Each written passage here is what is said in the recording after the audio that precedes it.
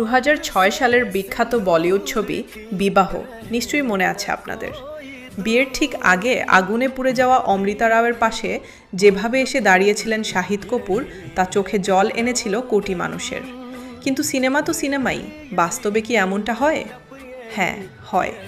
Reel লাইফের সেই চরম ভালোবাসার গল্প এবার বাস্তব হয়ে ধরা দিল কানপুরের এক সরকারি হাসপাতালে।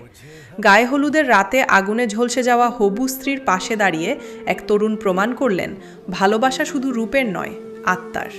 কানপুরের ঘতমপুর থানার জগন্নাথপুর গ্রাম।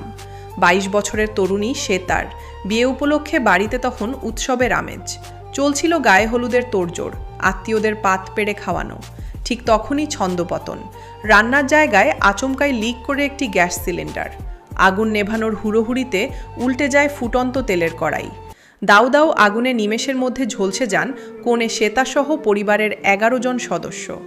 অগ্নিদগ্ধ শ্বেতাকে যখন আশঙ্কাজনক অবস্থায় কানপুরের হাসপাতালে ভর্তি করা হয়, তখন থমকে গিয়েছিল দুটো পরিবারের সব আনন্দ।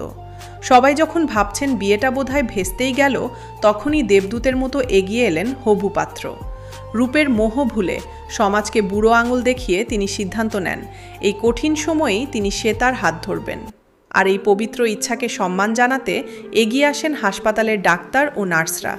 হাসপাতালের ওয়ার্ডকেই ফুল দিয়ে সাজিয়ে তোলা হয় বিয়ের মণ্ডপ হিসেবে। হাসপাতালের নীল রঙের পেশেন্টের পোশাকের ওপর লাল ওড়না জড়িয়ে স্যালাইনের চ্যানেল হাতে নিয়েই কোণে সাজলেন শ্বেতা। আর তার সিঁথিতে সিঁদুর পরিয়ে আজীবনের সঙ্গী করে নিলেন তার ভালোবাসার মানুষটি। সোশ্যাল মিডিয়ায় এই বিয়ের ভিডিও ছড়িয়ে পড়তেই তা মুহূর্তের মধ্যে ভাইরাল হয়ে যায়। নেটিজেনরা আবেগ ধরে রাখতে পারেননি। প্রত্যেকেই এক বাক্যে বলছেন, এ যেন সিনেমার গল্পকেও হার মানায়। কেউ লিখেছেন, আজকের যুগেও এমন ভালোবাসা বেঁচে আছে, এটাই আশার আলো।